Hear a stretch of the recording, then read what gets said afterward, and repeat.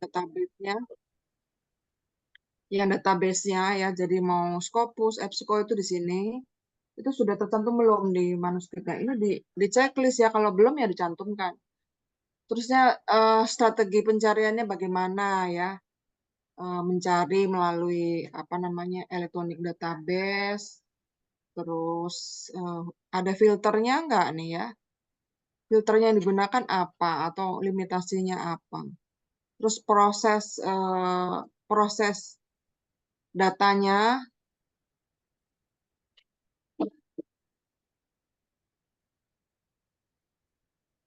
ya seperti ini ya. Berapa orang yang mengerjakan systematic review ini? Ya, apakah bekerja secara independen, masing-masing misalnya dapat dapat 10 manuskrip, 10 artikel, masing-masing mereview, ya atau dibagi, ya dibagi atau gimana. Nah, itu disebutkan. Terusnya item datanya yang dicari apa? Ya, kalau kalau OJIM misalnya instrumen ya, kalau instrumen itu apa sih? Minimal kan validity sama reliability-nya kan, itu datanya. Terus di ini ya, variabel yang dicari apa? Itu kan semua kemarin sudah kita lewati prosesnya ya. Terus assessment untuk bias itu berarti yang critical of appraisal itu pakai GBI atau pakai apa gitu ya di sini. Terus ini efek miniaturnya ya. Ini kemarin topiknya Bu Dewi Gayatri nih ya, untuk menyajikannya ya, apakah diolah misalnya kalau kita mau dapat prevalensi. Kalau prevalensi mungkin pakai range ya, diolahnya pakai range. Jadi prevalensinya misalnya dari artikel ini ada prevalensinya 20%, artikel ini 15%. Nah, itu dibikin range misalnya atau dihitung lagi. Terus metode sintesisnya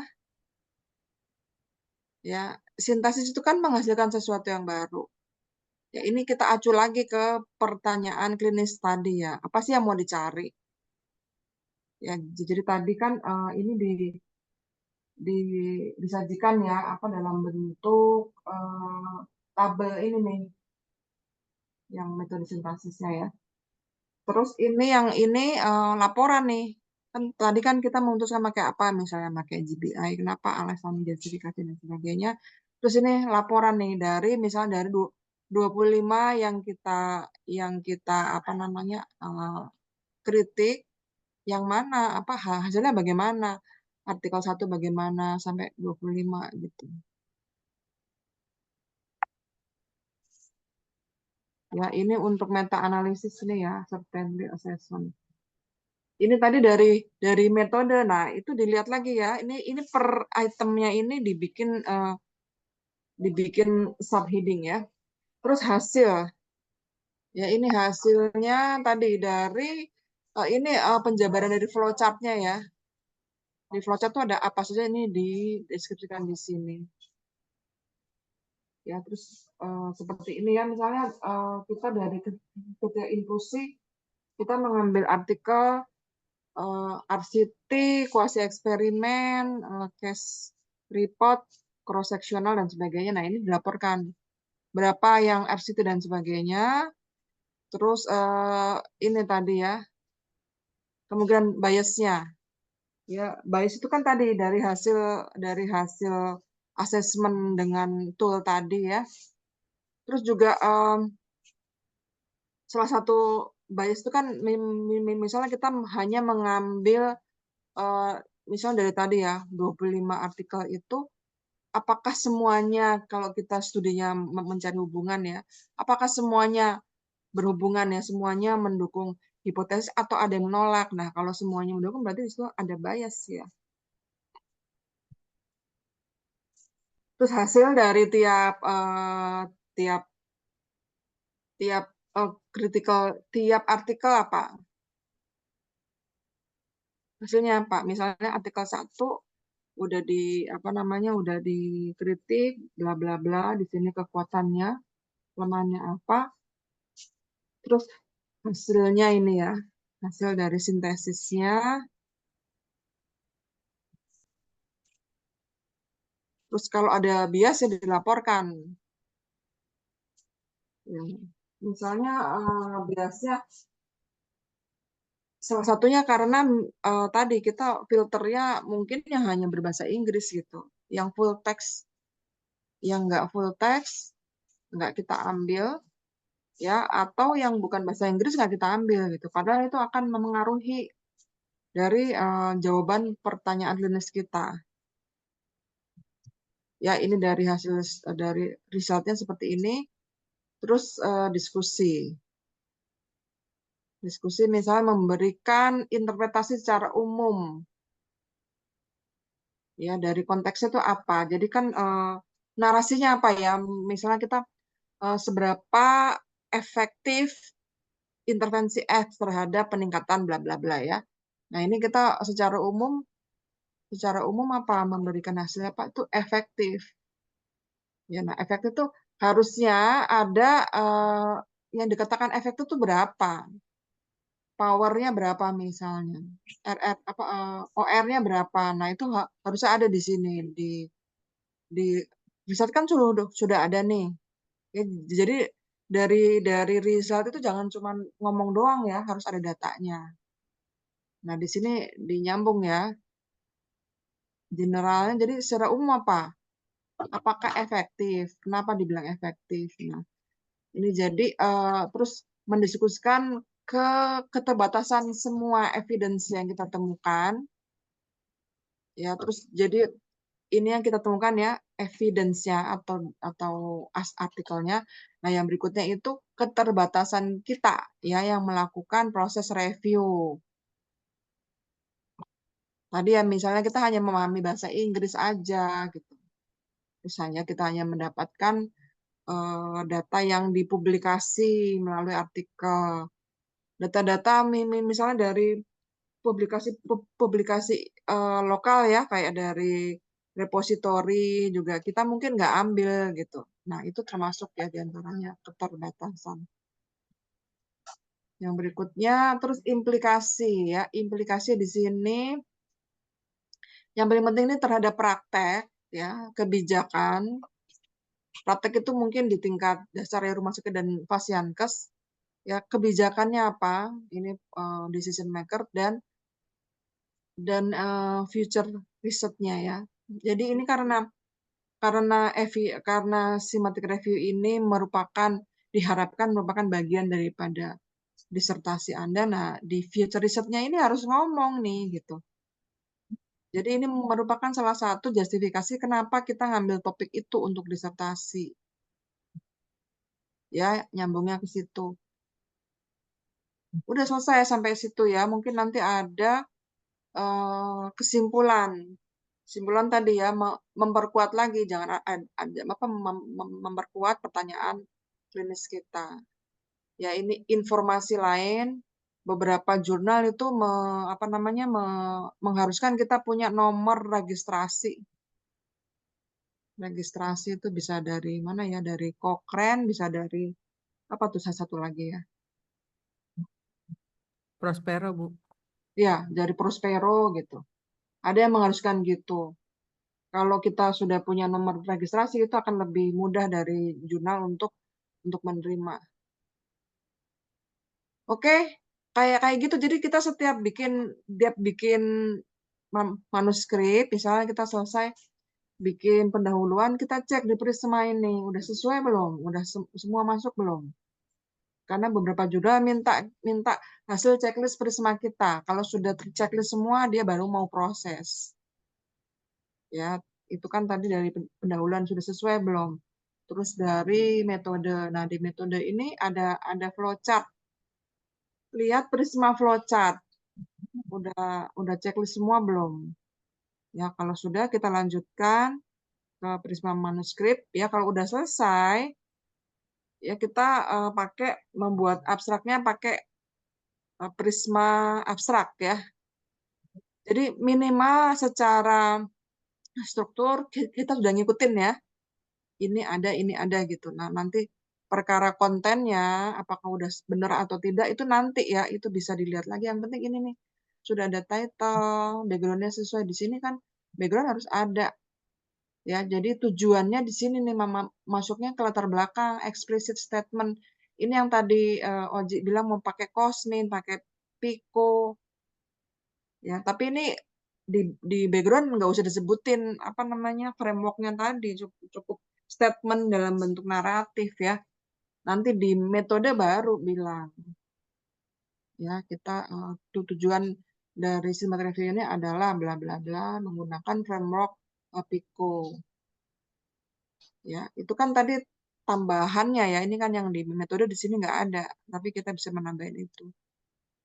Ya, jadi semua item nggak ada. Nah, eh, nanti yang tadi yang order ini yang baru kita mungkin tidak tidak harus tidak wajib ya. Jadi ada apa namanya not applicable ini bisa di sini. Ya, ini discussion ya kalau tadi limitasinya. Ini apa nih tadi? Abstrak ya? Ini abstrak, Bu. Abstrak ya. Abstraknya aja dia udah gini, tapi nggak usah ribet ya kalau abstrak. Misalnya backgroundnya satu kalimat saja, ya. Terus eligible kriterianya satu kalimat saja. Menggunakan apa? Scopus, EBSCO, Progress, cukup satu kalimat aja. Terus menggunakan apa toolnya satu kalimat. Terus ini metode yang digunakan ya untuk mempresentasikan analitasnya. Jadi ini baru metodenya belum result apa dalam bentuk tabel atau apa gitu ya. Terus ini hasilnya juga eh, ini semua satu kalimat aja ya.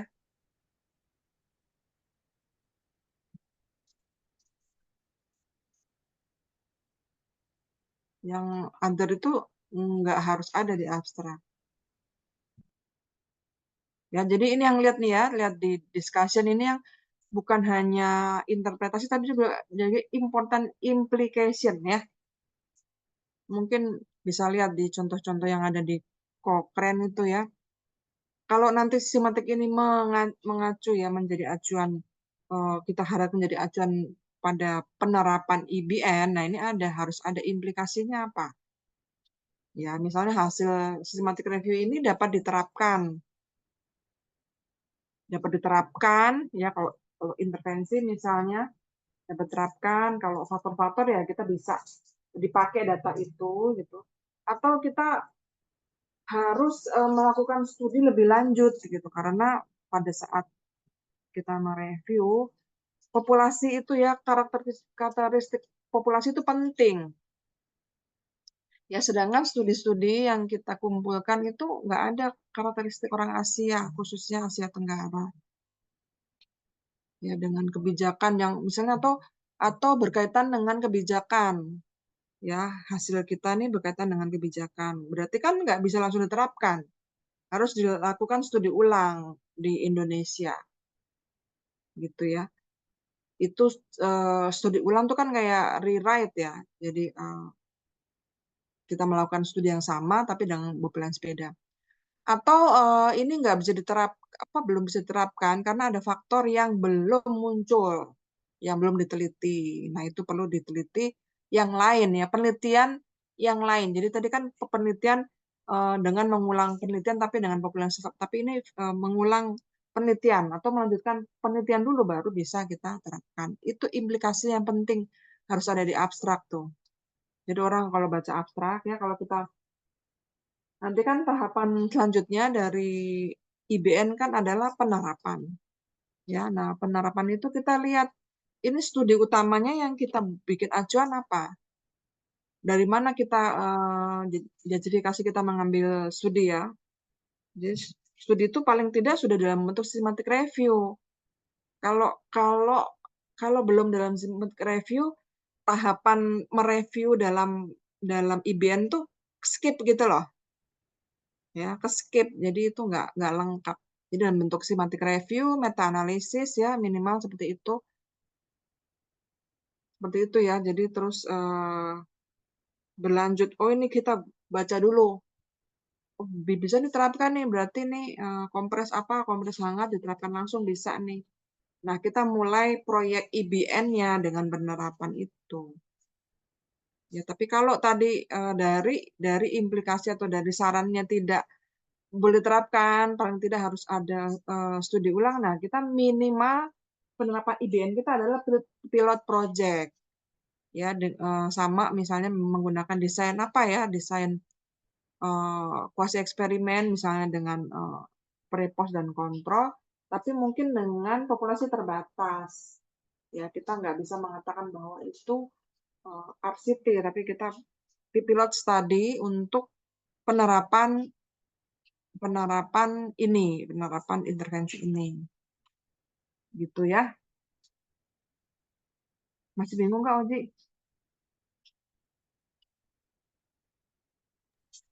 Ya, Bu, nanti dicoba, Bu. Karena masih bingung, saya pas di resultnya itu, Bu, untuk sintesis resultnya masih bingung. Coba contoh kan, kamu kan itunya instrumen ya. Contoh Ya, systematic review yang mereview instrumen. Ya, itu nggak apa namanya tidak harus dalam bentuk artikel. Kalau mau lengkap cari yang dissertation ya. Itu ada di EBSCO sama di ProQuest ya. Kliknya yang disertasi. Ya, saya pernah nemu eh, nemu studi itu dalam bentuk disertasi ya. Jadi dia belum belum belum publish secara resmi, dia masih dalam bentuk publish disertasi.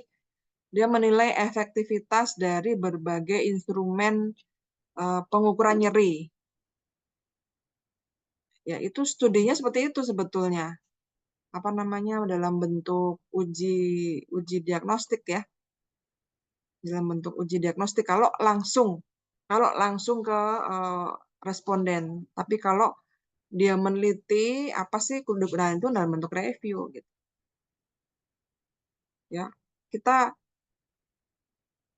di FIK belum pernah sih saya nemu disertasi dalam bentuk studi diagnostik ya. Studinya metodenya itu aja ya. Jadi Anda akhirnya berpandangan, oh kalau S3 tuh harus diawali dengan kualitatif, terus kuasi minimal. Pasti itu deh gayanya. Makanya saya kalau ada promdok males saya datang, nggak ada yang baru soalnya. Ya, kalaupun bikin aplikasi tapi nggak ada review. Ya kalau kita membuat aplikasi apa namanya eh, program atau aplikasi itu harusnya reviewnya juga review aplikasi gitu loh. Kalau studinya tadi biasa aja ya studinya reviewnya sistematik reviewnya artikel. Tapi kalau bikin aplikasi ya reviewnya aplikasi.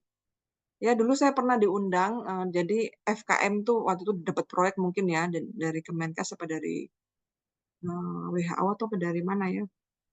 Dia diminta mereview berbagai aplikasi yang apa namanya basisnya itu adalah buku KIA ya. Buku KIA itu buku yang pink itu ya, buku KIA.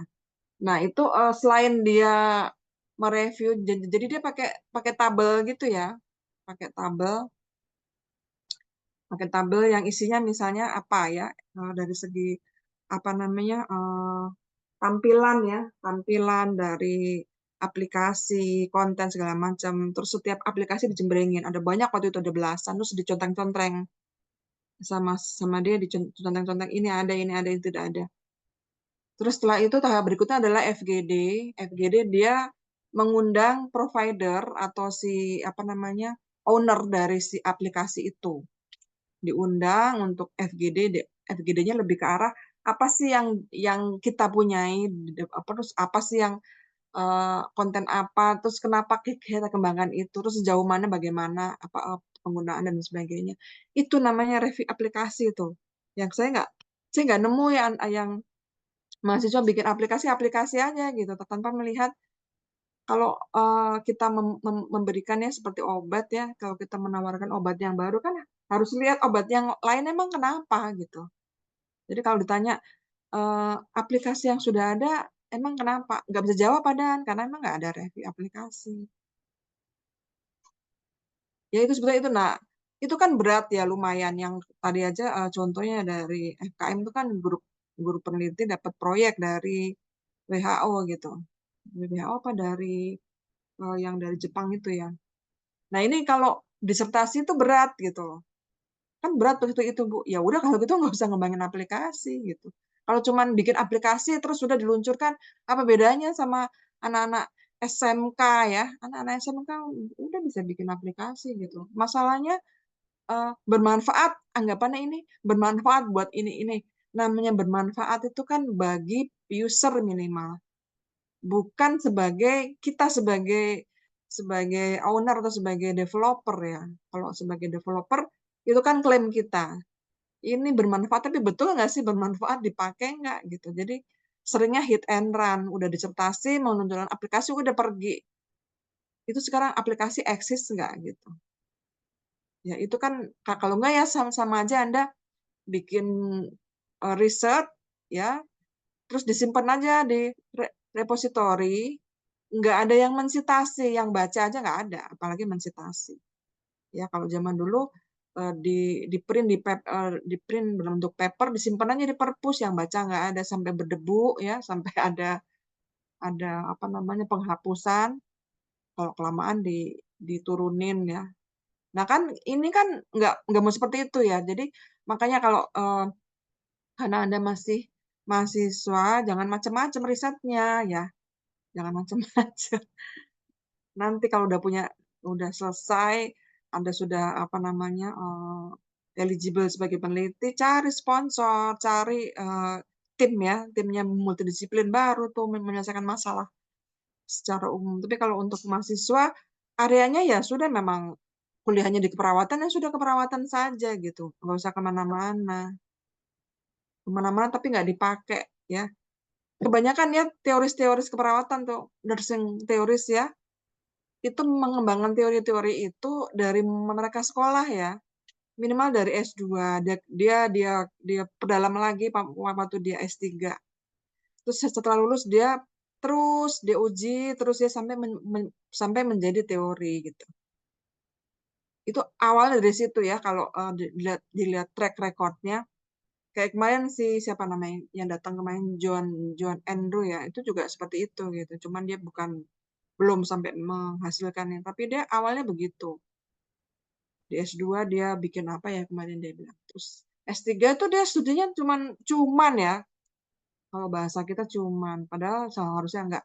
Cuman fenomenologi itu dia jadi disertasi itu. Ya, kalau di kita kalau disertasinya kualitatif pasti nilainya rendah. Itu udah saya jamin tuh. Anda kalau mau nyari nyari nilai jangan studi kualitatif saja gitu ya. Karena ternyata kita sendiri nggak menghargai gitu loh. Ada eh, riset itu kan ada 3 ya, riset pengembangan ilmu, ya riset menguji hipotesis, ya pengembangan ilmu kan termasuk apa namanya menemukan ya discovery teori, discovery kerangka teori, discovery framework, sampai kita mengembangkan hipotesis itu sebetulnya melalui penelitian ya. Terus yang tahap berikutnya pembuktian hipotesis ya, jenis riset pembuktian hipotesis. Terus yang ketiga itu riset eh, penyelesaian masalah, biasanya berupa kita menguji intervensi. Ya, jadi kalau riset pengembangan ilmu yang kurang diminati oleh sponsor ya, kurang diminati karena tadi ya, itu masih basic, manfaatnya mungkin terbatas gitu ya. Nah, itu harusnya yang dilakukan oleh scholar yang Anda ini ya, mahasiswa yang tidak tergantung sama sponsor gitu. Ya kalau masih mahasiswa aja udah enggan melakukan pengembangan ilmu, terus siapa yang mau ngembangin? Ya nanti nggak muncul tuh teori keperawatan dari Indonesia, nggak muncul gitu. Ya banyak sekali ya ahli-ahli eh, yang saya pelajarin ya, kalau di Eropa ya, di Inggris itu dia lebih apa istilahnya, lebih ordinary ya, apa namanya pengembangan ilmunya lebih original gitu. Tapi yang mengembangkan, yang membuat menarik ya, itu sekolah dari Amerika. Ya, jadi ada makanya ada kayak Henderson tuh kalau nggak salah dari Inggris aslinya ya. Tapi begitu dikembangkan oleh apa ilmuwan di Amerika itu dipoles sehingga diterapkannya lebih jelas. Gitu. Tapi kalau di Inggris itu original dia penemuannya dulu gitu. Tapi bagaimana pemanfaatannya Amerika entertainnya lebih bagus daripada Eropa. Nah, itu berdampak kepada jurnal ya. Jurnal di Eropa itu lebih mengutamakan tadi discovery tadi. Ya, kalau di awal Anda introduction-nya udah muatannya tadi discovery, dia akan lebih diterima. Tapi kalau jurnal-jurnal dari Amerika, Australia, lebih ke arah ini kemanfaatannya apa gitu. Ya, ya gitu ya. Jadi ini apa selingan dari saya. Jadi ini yang mendasari Anda nanti melakukan disertasi. Ya, karena setiap ujian disertasi ya di awal sampai akhir selalu tanya itu. Kenapa melakukan studi ini? Kenapa memilih topik ini? Ya, sampai bosan Anda menjawab ya. Tapi kadang-kadang setiap ujian jawabannya beda gitu. Padahal yang nanya sama. Yang nanya sama gitu ya. Si penguji ini selalu nanya itu gitu. Saya perhatiin tuh. Apalagi tiap tahap kan pengujinya nambah ya. Pasti dia nanya itu gitu.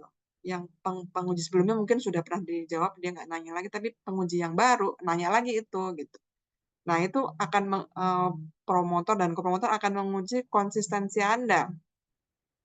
Kalau jawaban beda lagi lah, kemarin waktu ujian yang kemarin nggak gitu jawabannya. Sekarang yang nanya beda, jawabannya beda juga gitu. Ya, karena tadi pegangan kita apa? Ya, ini review ini hanya salah satu justifikasi. Kan Anda nanti mungkin banyak melakukan review ya untuk memperkuat tadi disertasi Anda. Ini kan contohnya hanya satu studi gitu ya. Sering sekali gitu. Kemarin tuh tapi memang ya ini ya beda sih kalau sudah pernah ikut ini nanti Anda menyajikannya harus lebih baik ya mengintegrasikan dalam disertasi Anda lebih baik ya karena saya pernah membimbing tuh seperti itu. Saya bilang coba lakukan dulu integratif review dulu deh itu biar kuat. Dia sajikannya berbentuknya apa gitu. Aduh saya pusing gimana ngomongin ini. Karena tadi ya yang ikut satu mata kuliah aja belum belum tentu benar gitu, apalagi nggak ikut. Terus mengklaim bahwa sudah melakukan integratif review ini mah apa ini mah baca doang terus bikin tabel nggak ada proses review di situ. Oke, ada yang mau ditampilkan progresnya sampai mana paling jauh sampai mana? Sampai buat pembahasan, Bu. Nah, berarti udah selesai itu. Iya, tapi manuskripnya belum. Nah, itu kan sudah nyicil. Kalau Iya, Bu. Belum. kalau bukan dalam kerangka manuskrip, namanya bukan pembahasan dong. Ya, Tapi itunya di BRP bikinnya bilangnya pembahasan, simpulan, dan rekomendasi, Bu. iya itu bagian daripada manuskrip. Berarti Anda kan harusnya sudah nyusun manuskrip, Bu, tapi baru sampai pembahasan gitu ngomongnya. Jangan nanti pas pas tugas akhir bikin lagi dari nol, nggak begitu. Makanya kelihatannya jadi berat ini banyak tugasnya ternyata KBR. Nanti Anda bilang-bilang ke adik kelas jangan ikut elektif KBR banyak tugasnya. Ya karena Anda yang aslinya bisa minsahin gitu loh. Ya sudah, kalau saya tanya sudah bikin manuskrip sudah Bu, sampai mana? Riset. Nah, dalam konteks kerangka bikin manuskrip ya. Kalau terpisahkan gitu, makanya nih Bang, saya waktu itu sudah ngutak-ngatik, udah ngajarin macem-macem bikin metode ya, tapi pas tugas akhir, pas saya nilai kok kayak nggak pernah ada kuliah ya, bikin manuskripnya. Prismanya nggak dipakai, isi prismanya kan berdasarkan kita presentasi-presentasi ini. Isinya juga nggak sesuai gitu. Jadi kayak lepas gitu. Tugas-tugas mingguannya apa, manuskripnya apa. Gitu ya. Jadi udah Bu, udah bikin manuskrip sampai mana pembahasan gitu. Maksudnya belum ditampilkan dalam bentuk manuskrip, Bu. Masih buku kerja aja. Di dalam bentuk buku kerja. Ya, Berarti sebelumnya sudah dalam bentuk manuskrip dong? Sebelum pembahasan, hasil sudah belum? Belum Belum, juga ketahuan nih. belum juga, Bu. Ya, Pak Hairil senyum-senyum berarti belum nih. Berarti berarti tujuan kita mengembangkan DRP itu nggak tercapai karena Anda numpuk kerjaan juga di belakang. Ya, silakan kalau mau disajikan dalam bentuk bukan cuma pembahasan ya, dari awal. Karena kalau ujuk-ujuk pembahasan saya nggak tahu yang dibahas apaan. Saya dulu, Bu, tampilkan ya, Bu. Ya, Buku kerja dulu, belum dalam bentuk manuskrip. Mana tadi?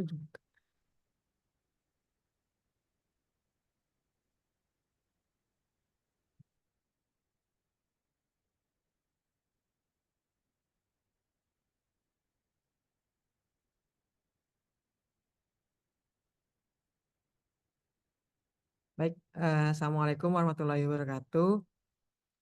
Waalaikumsalam. Kalau yang kemarin itu dari awal kita sudah bahas, ini adalah latar belakang kenapa saya melakukan systematic review measurement properties ini karena dilandasi oleh belum adanya pengkajian spiritual yang menjadi standar di Indonesia. Itu adalah menjadi salah satu alasan, terutama pada pasien kanker. Kemudian di sini Perhitungannya udah sesuai belum nih sudah, Bu. pendahuluan? Sudah, Udah. Bu. Sudah. Karena saya menggunakan paket tools. Jadi dari Prisma itu ada juga tools. Dia kita tinggal masukin entry data, kemudian nanti tercipta sebuah Prisma Flow. Jadi ini pakai generator, Bu. Oh, Pakai apa dong? iya, Linknya apa namanya? Saya belum tahu. Ah, ada generatornya, Bu. Nanti saya share linknya ke Ibu. Kayaknya ada deh, Bu. ya, Saya lupa. Tadi dulu, kalau bisa saya buka ya, Bu. Maaf. ya. Udah dilanjutin dulu aja. Oh, baik.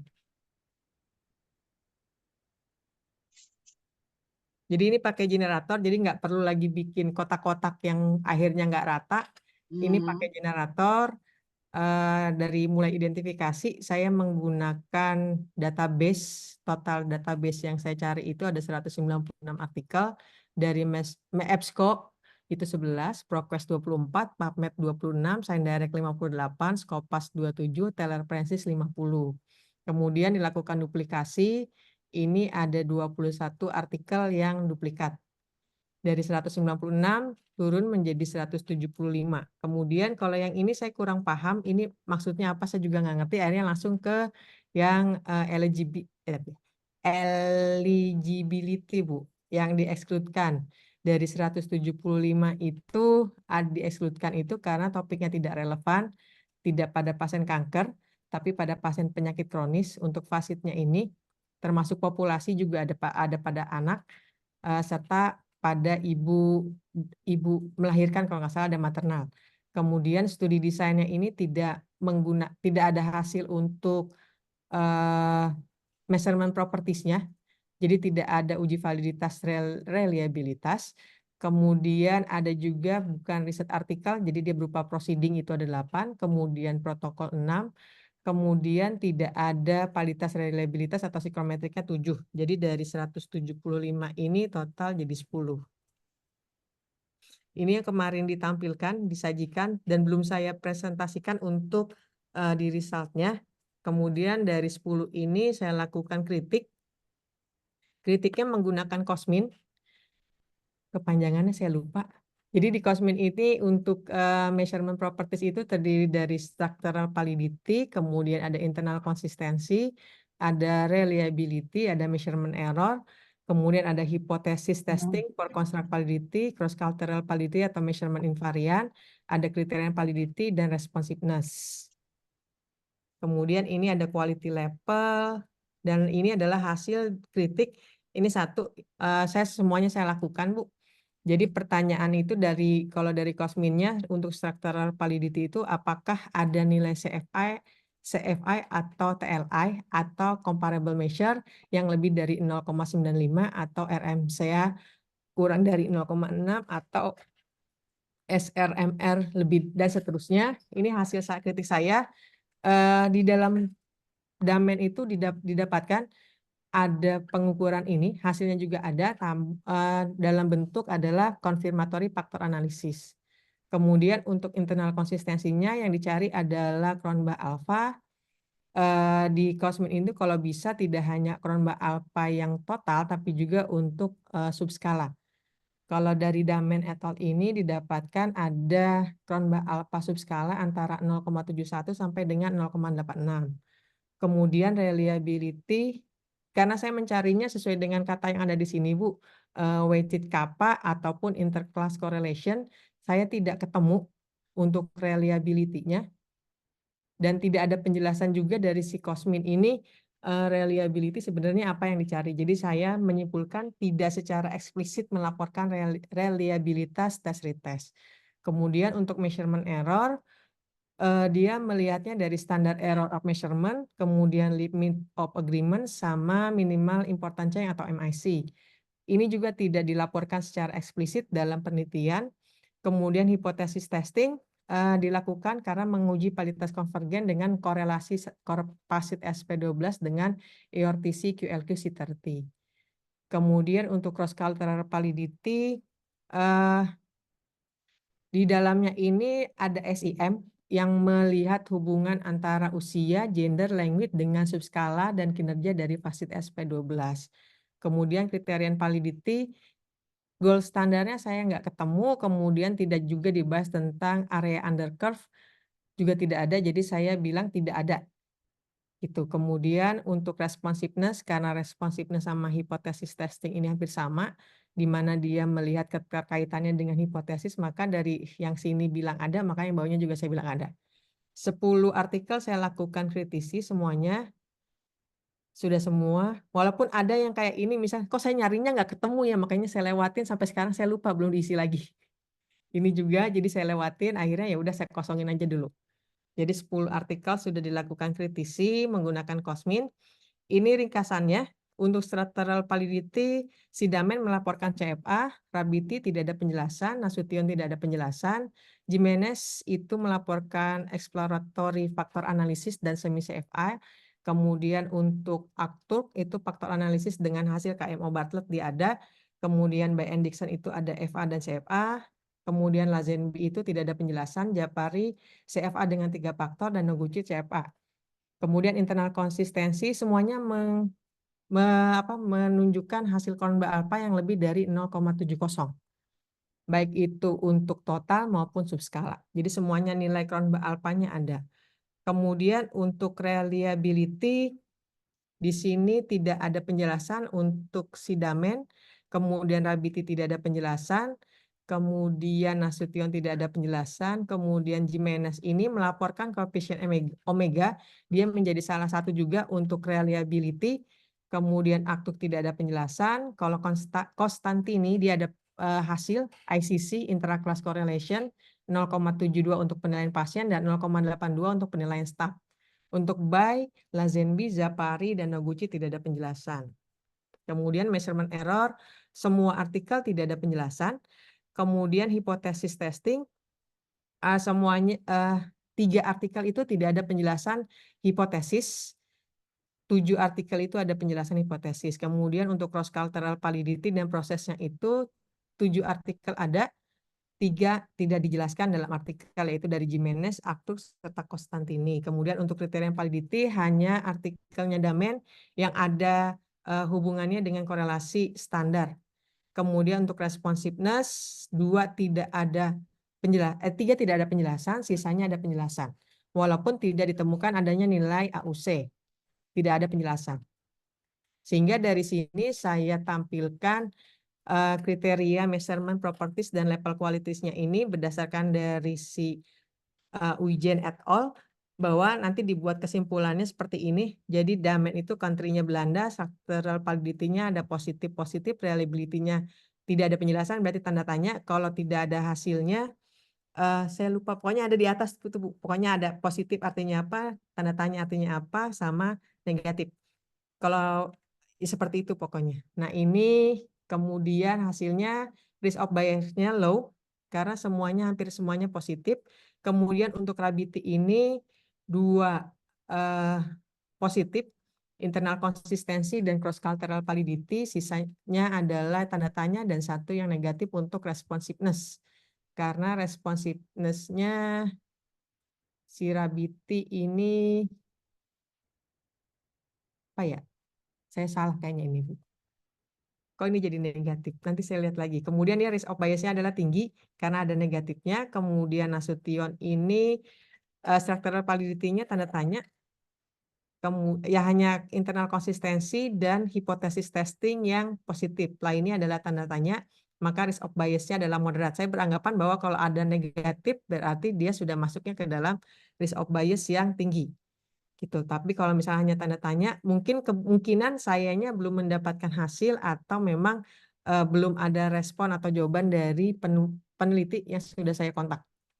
Kemudian untuk the Jimenez, dia risk of bias-nya low. Untuk Aktuk itu risk of bias-nya tinggi karena ada responsiveness yang negatif. Kemudian Konstantini juga sama karena dia adanya negatif. Kemudian untuk By Dixon, Lazenby, Zafari, dan Noguchi ini semuanya risk of bias-nya rendah. Kemudian berdasarkan level of evidence, kalau yang dari Damen itu level of evidence-nya strong, Rabiti low, Nasution moderat, Jimenez strong, Aktuk low, Konstantini low, By Dixon, Lazenby, Zafari, sama Noguchi ini strong. Ini kesimpulan saya. Berdasarkan ini yang tadi untuk level of evidence. Kemudian untuk pembahasannya, systematic review yang dilakukan meneliti berbagai hasil penelitian tentang measurement properties yang mengukur spiritual pada pasien kanker. Hasil systematic review memberikan gambaran komprehensif mengenai pengembangan pengkajian spiritual dengan menyajikan instrumen yang saat ini tersedia yaitu PASIT SP12 serta konstruk dan domain relevan yang diukur.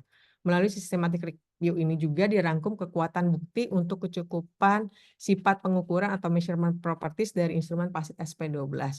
Selain itu juga bukan pemeriksaan lebih lanjut berupa implikasi dari temuan systematic review dan menyoroti kesenjangan penelitian penting yang dibahas dalam penelitian. Berdasarkan hasil COSMIN, ini Bu penjelasan COSMIN, Consensus Based Standard for the Selection of Health Measurement Instrument. Hasil systematic review menunjukkan 3 artikel memiliki risiko bias yang tinggi, 7 artikel memiliki risiko bias yang rendah. Dengan tingkat bukti 3 artikel lemah, serta 7 artikel memiliki tingkat bukti yang kuat. Hasil tersebut dapat dimaknai bahwa hasil penilaian artikel menunjukkan bahwa instrumen PASIT SP12 pada pasien kanker memiliki tingkat bukti yang kuat. Hal ini didasarkan pada kriteria tingkat bukti dan keseluruhan pengkajian measurement properties. Ini menurut Wijen. Kemudian untuk pembahasannya, saya membahasnya berdasarkan domain dari si COSMIN. Yang pertama itu tentang structural validity, di mana ada laporan tentang CFA, confirmatory factor analysis, maupun exploratory factor analysis. Harusnya di dalam artikel tersebut harusnya ada laporan tentang internal konsistensi dan structural validity dengan nilai 0,71 sampai dengan 0,2. Namun ada beberapa artikel yang tidak ditemukan. Kemudian keandalan atau reliabilitas dilaporkan oleh 8 artikel, namun dalam penelitian Jimenez, Fonseca melaporkan koefisien OMAP tidak dilaporkan secara eksplisit oleh 8 artikel, namun oleh Jimenez Fonseca melaporkan koefisien omega dan Konstantini ini melaporkan intra-class correlation. Secara keseluruhan, semua artikel tidak melaporkan adanya error pengukuran. Error pengukuran dalam COSMIN merupakan kesalahan sistematis dan acak dari penilaian pasien yang tidak disebabkan perubahan nyata dalam instrumen yang diukur, atau dapat juga dimaknai sebagai tidak adanya perubahan nyata dalam kondisi atau atribut instrumen yang dilakukan pengukuran. Ini menurut Mocking et al. Tahun 2016.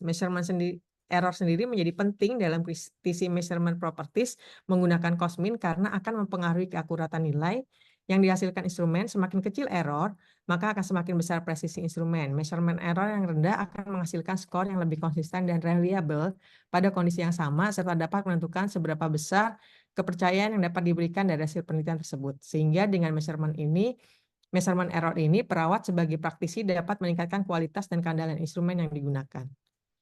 Uji hipotesis dari 10 artikel hanya ditemukan pada 7 artikel, sedangkan 3 artikel itu tidak ada uji hipotesisnya. Uji hipotesis menjadi penting karena melalui uji hipotesis ini akan ditentukan kesesuaian instrumen dengan konstruksi, mengurangi bias penelitian, sehingga diperoleh hasil yang merepresentasikan secara akurat dari konstruksi yang diukur, meningkatkan validitas dan reliabilitas instrumen serta dapat mendukung pengambilan keputusan dalam penelitian ataupun praktis klinis. Kemudian untuk penilaian validitas lintas budaya atau cross-cultural validity yang dilakukan, itu ada 7 penelitian melakukan validitas lintas budaya, walaupun tidak melakukan analisis perbandingan antar faktor atau melakukan SEM, Structural Equation Model. Validitas lintas budaya atau cross-cultural validity ini menurut BITEN itu harus melewati berbagai tahapan, mulai dari translasi, kemudian adaptasi budaya, tapi juga ada uji keterbacaan, kemudian ada revisi umpan balik, serta pengujian validitas dan reliabilitas. Dari ke-10 artikel ini semuanya tidak secara eksplisit menjelaskan tentang tahapan-tahapan dari cross-cultural ini. Selain itu, di dalam cross-cultural validation ini dibutuhkan adanya model atau pengukuran yang untuk mengukur model persamaan struktur atau menggunakan statistik lain, memastikan bahwa semua item dalam instrumen berfungsi dengan cara yang sama di berbagai budaya. Maaf, ini sumbernya dari Mocking et al. Juga. Jadi tidak hanya ASM, namun juga perlu dilakukan differential item functioning atau DIP menggunakan metode regresi logistik. Jadi kalau misalnya dilihat di dalam measurement properties ada regresi logistik, itu bisa kita anggap sebagai nilai dari DIP. Kemudian juga bisa juga menggunakan yang paling sederhana yaitu classical test theory CTT, yang dilihat itu adalah nilai value proporsi serta item total correlation dalam uji reliabilitas dan internal konsistensi atau Cronbach alpha. Jadi dalam 10 itu hanya menyajikan nilai Cronbach alpha-nya tanpa menyajikan p-value proporsi serta item total correlation. Untuk validitas kriteria hanya ditemukan dalam 1 artikel, tidak ditemukan dalam 9 artikel lainnya. Mocking et al. Menjelaskan bahwa kriteria validitas merupakan sejauh mana skor dari instrumen pengukuran mencerminkan golden standard. Hal ini berarti skor yang dihasilkan instrumen harus sesuai dengan standar emas yang diakui dalam mengukur konstruk yang sama, sehingga instrumen yang diuji dapat ditingkatkan kualitas dan keandalannya dalam penelitian dan praktik klinis. Kemudian 7 artikel memiliki kemampuan untuk daya tanggap yang baik karena sejalan dengan hipotesis penelitian. Daya tanggap atau responsiveness dalam konteks COSMIN merupakan kemampuan instrumen untuk mendeteksi perubahan dari waktu ke waktu dalam konteks yang diukur, yang berarti bahwa instrumen harus mampu mengukur perubahan dalam konstruk yang diukur seiring berjalannya waktu. Atau kalau misalnya di dalam COSMIN itu disebut juga sebagai longitudinal construct. Karena dia harus mampu mengukur tidak hanya saat ini, tapi juga nanti untuk ke depannya. Jadi dalam waktu yang panjang atau yang lama. Kekuatan atau keterbatasannya, saya buatnya seperti ini, Bu. Jadi memang karena si COSMIN ini sebagai alat ukur untuk risk of bias baru pertama kali saya gunakan, jadi ada sedikit kesulitan, sehingga membutuhkan trial dan error yang berulang-ulang untuk dapat memahami apa yang dimaksud dari si COSMIN tadi. Kemudian kritisi menggunakan COSMIN juga membutuhkan waktu yang tidak sebentar, karena tadi saya butuh memahaminya, internalisasinya ini butuh 2 minggu untuk memahami si COSMIN. Tidak seperti alat kritisi lainnya, di mana COSMIN lebih sulit dilakukan seorang diri, sehingga membutuhkan tim untuk membahas artikel. Jadi memang untuk measurement properties ini tidak bisa dilakukan seorang diri. Jadi memang butuh orang untuk melakukan review menggunakan COSMIN. Keterbatasan lain adalah artikel penelitian tidak disertai data yang mencukupi, sehingga terkadang harus menghubungi penulis atau peneliti dari artikel yang dituju, dan tidak jarang tidak mendapatkan respon yang memadai dari penulis. Selain itu, artikel yang dimasukkan dalam review memiliki data yang tidak lengkap dalam metodologi ataupun hasil yang mengukur properties instrumen, sehingga properti dari instrumen yang dimaksud tidak dapat direview atau mendapatkan hasil yang rendah. Kualitas konten tidak dilakukan dalam review ini karena keterbatasan data dan respon dari penulis yang tidak diharapkan, seperti tidak membalas email. COSMIN merekomendasikan bahwa item-item dalam skala seharusnya dipelajari oleh peneliti dan diberi penilaian. Di dalam COSMIN sendiri kemarin saya temukan bahwa memang ada checklist sama seperti di Prisma. Untuk melaporkan measurement properties ini ada daftar checklist yang harus dilaporkan oleh peneliti. Meskipun properti pengukuran dikritisi menggunakan pedoman Cosmin, proses ini masih bersifat subjektif, terutama untuk kualitas isi yang juga harus dinilai oleh peneliti. Jadi tidak hanya dari saya sebagai reviewer, tapi juga oleh peneliti. Misalnya dilampirkan dalam supplemental apa namanya itu suplemen dari artikel. Kesimpulannya, pada sistematik review ini didapatkan 10 artikel untuk dilakukan penilaian menggunakan Cosmin. Terdapat beberapa kelemahan artikel yang dinilai diantaranya adalah kualitas struktural yang kurang memadai dengan tidak adanya analisis antar faktor. Kemudian hampir seluruh artikel melaporkan nilai Cronbach alpha, namun tidak jarang yang tidak melaporkan Cronbach alpha untuk masing-masing subskala. Padahal Cronbach alpha untuk subskala menjadi salah satu poin penting dalam Cosmin. Serta hampir sebagian besar artikel yang dikritisi tidak memenuhi reliabilitas karena tidak adanya pengukuran intra-class correlation atau ICC. Semua artikel yang direview tidak dilakukan penilaian, tidak ditemukan adanya error measurements. 9 artikel tidak melakukan kualitas kriteria, serta 3 artikel tidak melaporkan kualitas lintas budaya. 7 artikel telah melaporkan uji hipotesis yang sesuai, serta 7 artikel memiliki daya tanggap yang memadai, sementara 3 artikel lainnya tidak melaporkan uji hipotesis dan daya tanggap atau responsiveness. Pasit SP12 dalam berbagai bahasa dan budaya telah dilakukan, serta memiliki tingkat bukti yang kuat untuk diterapkan pada pasien kanker. Pengkajian kritisi artikel menggunakan tahapan dan panduan Cosmin, sehingga memungkinkan untuk melakukan pelatihan menilai artikel menggunakan Cosmin bagi mereka yang tertarik dalam melakukan kritik riset untuk mengukur properti instrumen. Jadi minimal saya bisa mengajarkan kepada teman-teman bagaimana caranya menggunakan Cosmin. Hasil penelitian ini juga dapat dijadikan sumber bagi pemberi kebijakan, rumah sakit, dan pelayanan keperawatan untuk membantu pasien kanker menilai tingkat spiritual serta masalah spiritual yang mungkin terjadi yang pada akhirnya akan meningkatkan kepuasan pasien serta meningkatnya kualitas pelayanan kesehatan dan keperawatan pada pasien kanker. Demikian yang saya dapat sampaikan. Terima kasih. Assalamualaikum warahmatullahi wabarakatuh. Waalaikumsalam. Tadi yang saya lihat di ringkasan ringkasan artikel itu belum ada ya, Ji ya? Ringkasan artikel yang tabel. Belum ada, baru adanya ringkasan kritiknya aja. Iya, ringkasan artikel itu penting ya. Ini yang diteliti apa? Instrumen apa? Pasit Untuk mengukur SP12 apa? spiritual. Nah, spiritual itu kan pasti berkaitan dengan ini, dengan apa namanya, cross kultural ya, cross kultural. Ya, jadi kalau belum ada tabel ringkasan itu kan kita nggak tahu ini udah dipakai di populasi yang mana gitu. Ya, nanti kan akan berkaitan dengan apa rekomendasi kita, apakah vaksin ini bisa dipakai nggak di Indonesia gitu kan? Karena tadi populasi belum tergambar. Terus untuk pembahasan kan tadi secara garis besar ada 2 isinya ya. Pembahasan itu keterbatasan dari Prisma tadi, keterbatasan artikelnya sendiri, keterbatasan proses review. Ya, jadi kalau Cosmin itu masuknya proses review berarti ya. Nah, tadi Oji terlalu banyak membahasnya Cosminnya itu loh. Belum keterbatasan si artikel itu. Tadi memang ada dikit-dikit cuman kecampur ya. Artikel ini nggak disebutkan ini gitu loh. Jadi tolong di split nih, ini misalnya pembahasan paragraf pertama atau kedua tentang paragraf pertama dan dua tentang keterbatasan dari artikel-artikel yang kita review ya.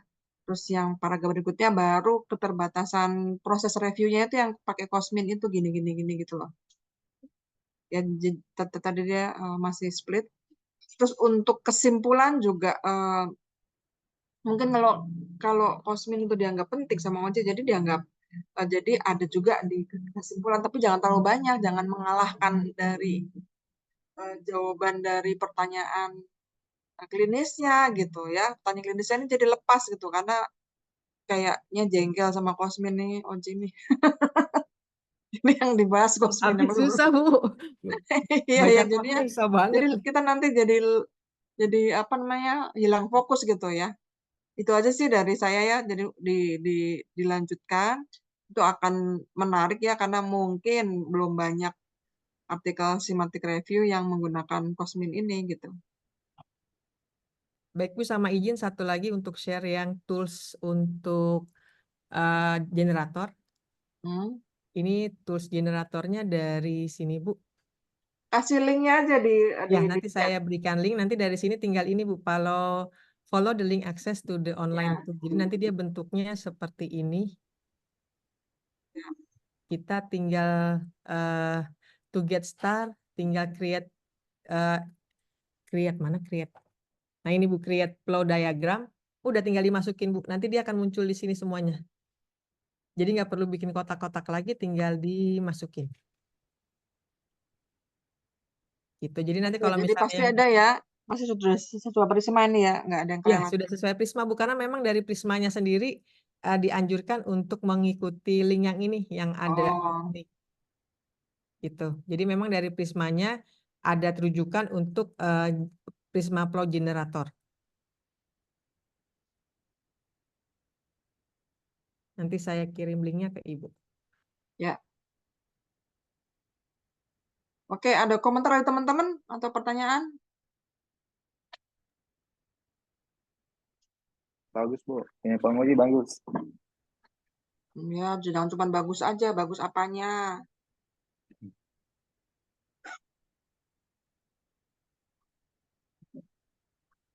Apanya Pak yang bagus? Hasil pengajiannya Bu, karena Ya, sudah pembahasan walaupun masih harus ke manuskripnya begitu. Nah ini juga yang saya mau tanyakan Bu, ini tentang kalau misalnya sudah dimasukkan dalam pembahasan manuskrip, apakah saya lihat sih beberapa systematic review yang publish itu pada saat pembahasan itu dia kayak membuat kayak subbab-subbab Bu, misalnya ada 10 nih artikel yang didapat di subbab pertama itu ada misalnya 5 yang dimasukkan di situ ditambah dengan riset-riset yang lain di subbab kedua seperti itu, jadi kayak dikelompokkan seperti itu Bu, saya lihat itu di pembahasan apa beberapa hasil tuh? uh, uh, pembahasan Bu, dimasukkan ditambahkan dengan jurnal-jurnal yang lain seperti itu. Ya, jadi dia intinya gimana penyajiannya? Intinya adalah tadi ada dua eh, apa namanya pembahasan ya yang dibahas tadi kelemahan dan kekuatan tiap artikel. Nah, itu mungkin dia dibikin subheading ya, bukan sub. Kalau manusia kan nggak ada Iya, bab ya, subheading. Atau mungkin dipisahkan aja berdasarkan paragraf ya. Dan juga membahas tentang keterbatasan dan kekuatan dari proses reviewnya sendiri gitu. Ya, iya. karena di situ nanti pembaca akan menilai gitu apakah review ini bisa diandalkan atau tidak gitu. Ya, jadi entah gimana modelnya itu gaya masing-masing ya. Yang penting substansi dari Prisma itu sudah terpenuhi. Ya, Bu. Ya, Bisa izin share punya saya Bu, ya silakan Pak. Udah sampai mana Pak? udah sampai pembahasan Bu. Ya, Ya, jadi ini mungkin kurang lebih sama seperti Pak Oji tadi, tapi saya menyajikannya sudah memasukkan sedikit-sedikit dalam bentuk manuskrip. Nah, adapun judul saya itu tentang jenjang karir untuk profesional perawat. Jadi di sini ada latar belakangnya, abstraknya terdiri dari latar belakang, kemudian tujuan, kemudian metode, kemudian hasil dan kesimpulan. Nah, latar belakangnya ini saya sudah bentar masukkan. Pak. Di abstraknya belum ada hasil statistiknya ya? Oh Masih iya Bu, narasi doang.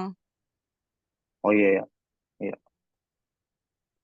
Kemudian ini latar belakangnya seperti ini. Kemudian di tujuan, jadi tujuannya, adapun tujuan dari Systematic Review ini adalah mengidentifikasi manfaat dari program jenjang karir perawat untuk peningkatan profesionalitas. Kemudian metode yang saya gunakan itu berpedoman pada GBI atau Joanna Bentar, Briggs bentar. Coba Pak. Institute. Ini tujuannya untuk mengidentifikasi manfaat program. Nah, coba di abstraknya, coba isinya apa? Ini Bu, Nah, ini isinya loh. 11 penelitian dari 11 penelitian masukkan dalam menggambarkan. Jadi harus ada manfaatnya di sini karena kan tujuannya kan apa nih? Beda tujuannya nih. ini Bu. tujuan di abstrak nggak nyebut-nyebut manfaat, coba di abstrak tadi. Tujuannya apa? Tujuan di abstrak Abstrak itu tuh, bertujuan mengidentifikasi, menilai tuh secara kan kritis dan beda dong. Ini kan oh iya menilai Bu, program yang di dalamnya tadi menilai manfaat. Yang mana jadi yang dipakai? Menilai program atau menilai manfaat? menilai program Bu. Ya, berarti dibetulin ini yang di papernya. Kan Oh iya Bu, siap. manfaat tuh. Nah, ini kan manfaat.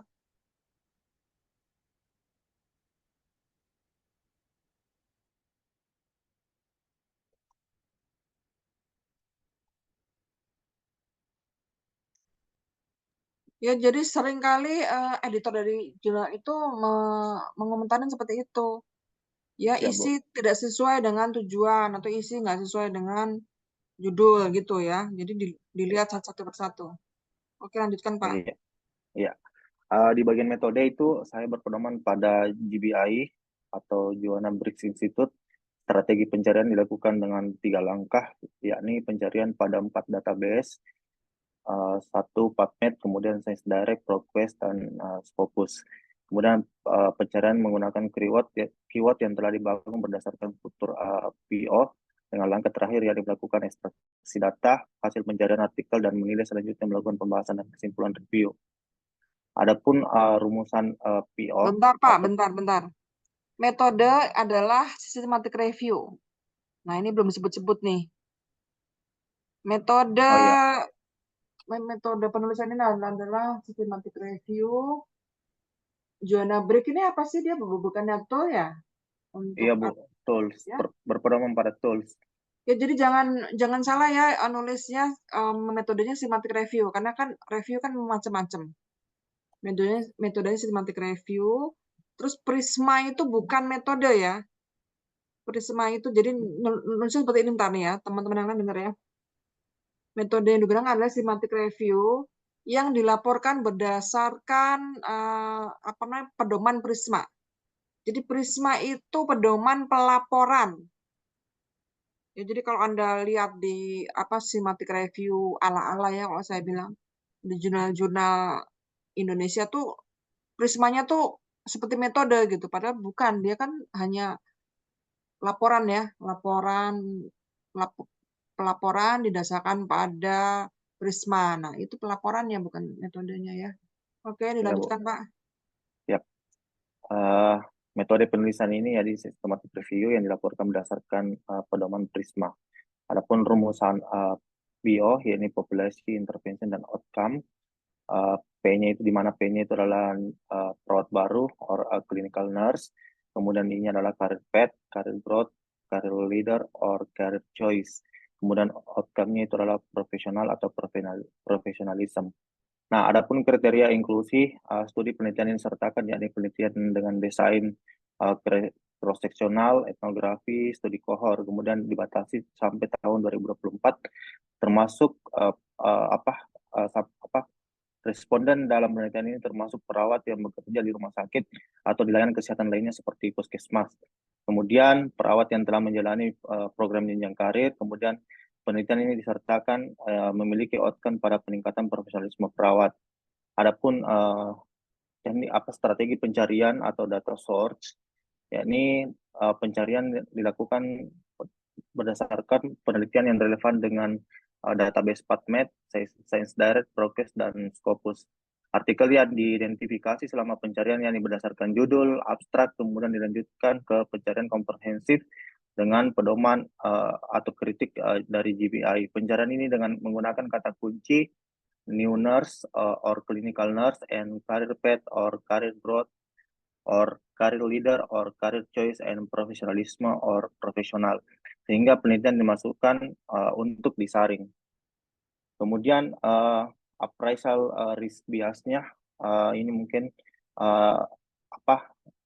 belum saya lakukan secara maksimal.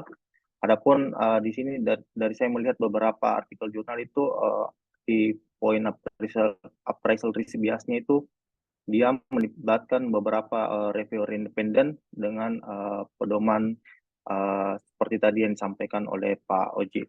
Nah, adapun hasil seleksi studi dapat ditunjukkan pada diagram flowchart seperti di bawah ini.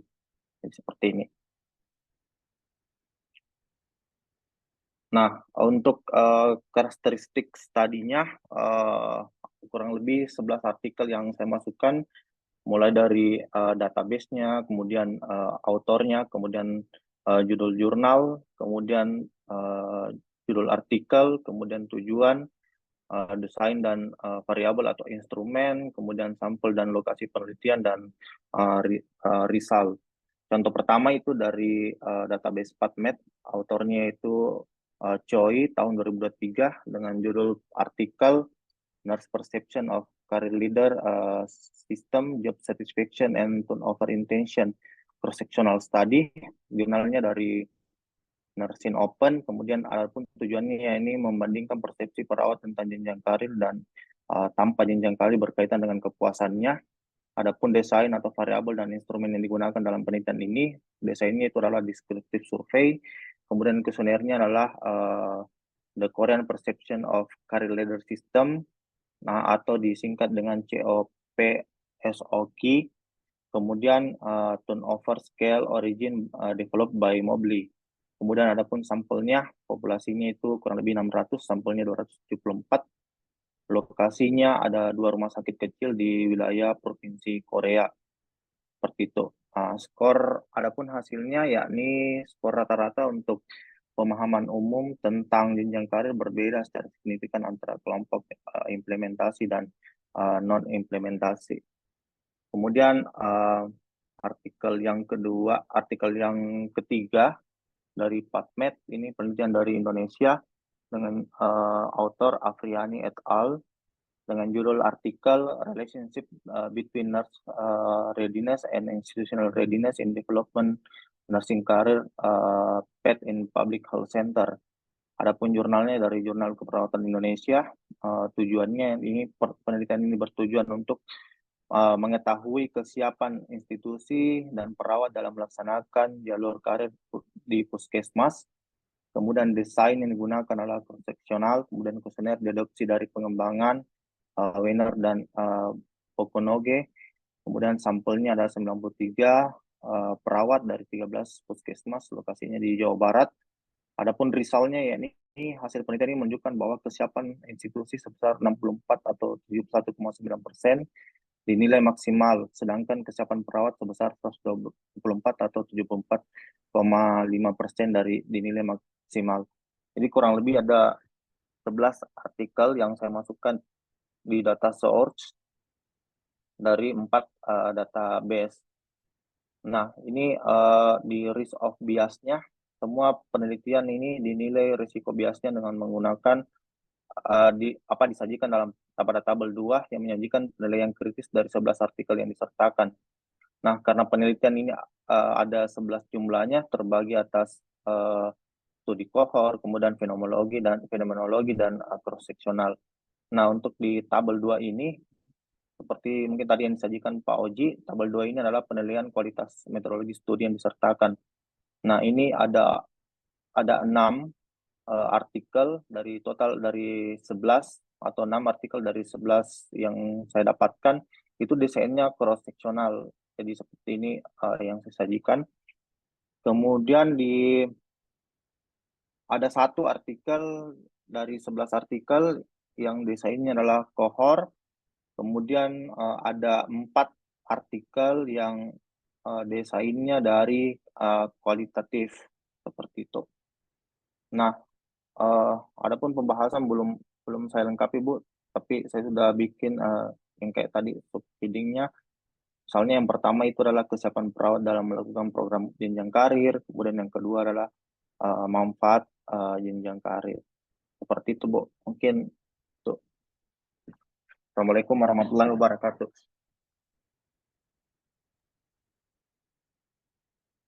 Nah, itu udah hampir selesai nih Pak Heri. Iya, Bu. Sisa pembahasan, Bu.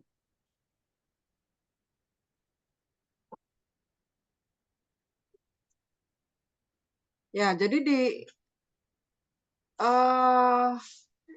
ini kan belum di ini ya, di atas mungkin disimpulkan dulu nih di hasil.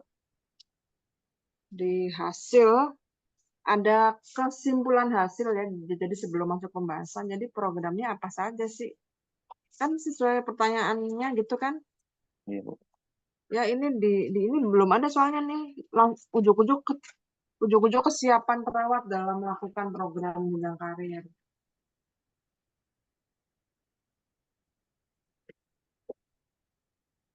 Siap, Bu. Ya, jadi mungkin pembahasan seperti ini, Pak. Jadi program jenjang karir itu apa saja sih yang ditemukan dari eh, review ini apa saja?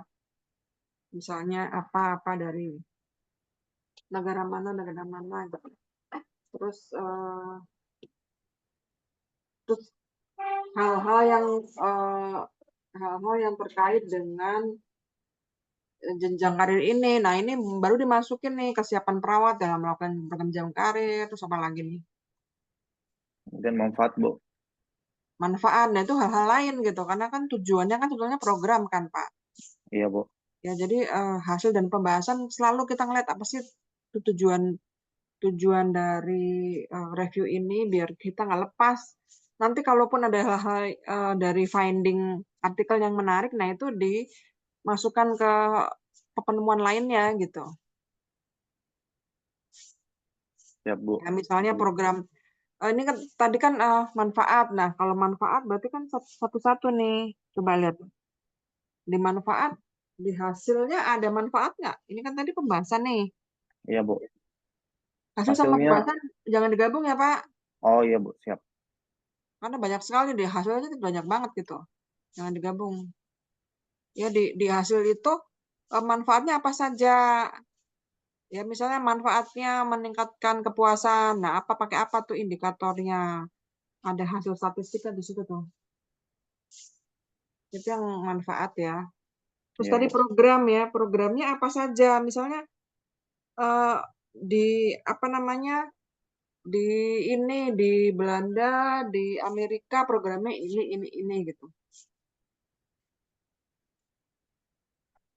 Oh iya, Bu. Siap.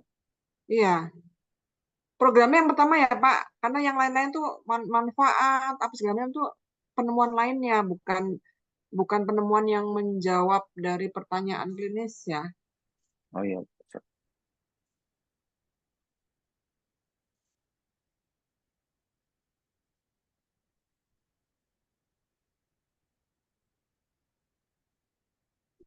Iya, makasih masukannya, Bu.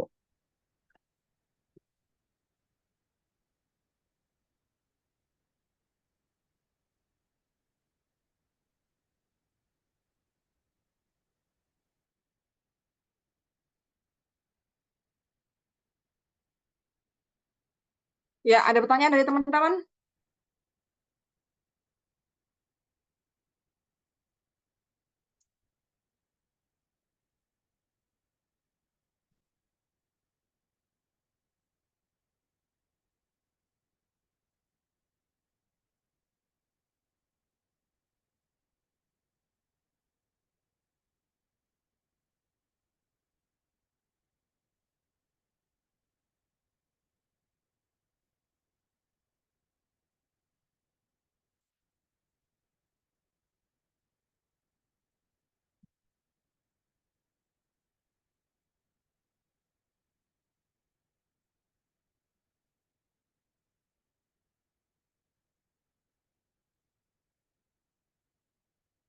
Ada lagi yang mau presentasi? Dilanjutkan Pak ya, diperbaiki tadi. Jangan lupa yang lain tadi fokus pada pertanyaannya ya. Pertanyaannya ada di latar belakang ya, tapi metode untuk menjabarkan pertanyaan tadi menggunakan apa? Nah, itu tadi ya Pio, Pico atau apa ya?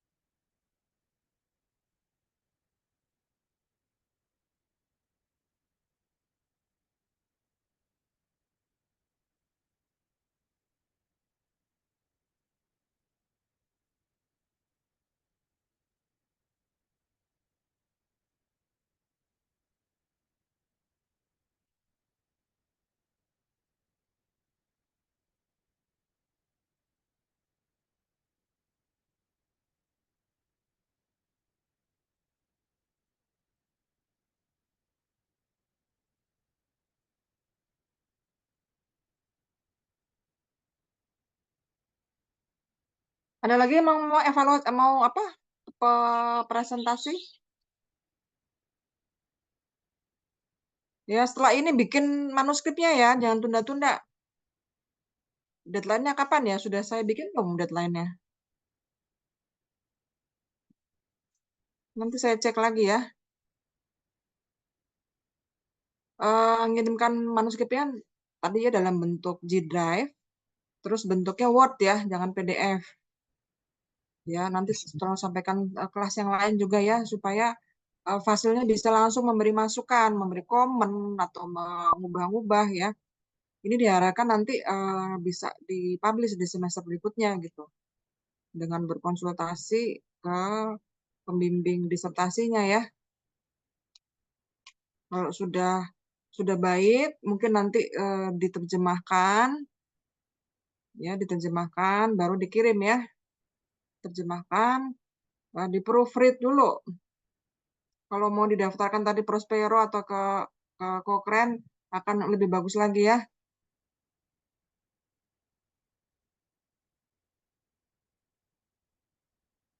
Ya, kalau nggak ada saya tutup aja ya. Jadi silakan dilanjutkan. Ya, sekali lagi, ini tugasnya jangan menjadi beban Anda, tapi menjadi pendorong ya untuk mempercepat disertasi Anda. Jangan sampai menjadi beban. Ya, jadi makanya jangan lepas dari konteks disertasi ya supaya terpakai untuk disertasi. Terima kasih tadi yang sudah presentasi, Pak Oji dan Pak Heril ya. Mudah-mudahan memberikan pencerahan buat teman-teman yang lain yang masih jauh prospek progresnya bisa lebih dipercepat ya, karena nih temannya sudah ada yang mau selesai nih. Sekali lagi ucapkan terima kasih. Assalamualaikum warahmatullahi wabarakatuh. Waalaikumsalam Assalamualaikum warahmatullahi wabarakatuh. Terima kasih, Bu. Terima kasih, Bu. Ya.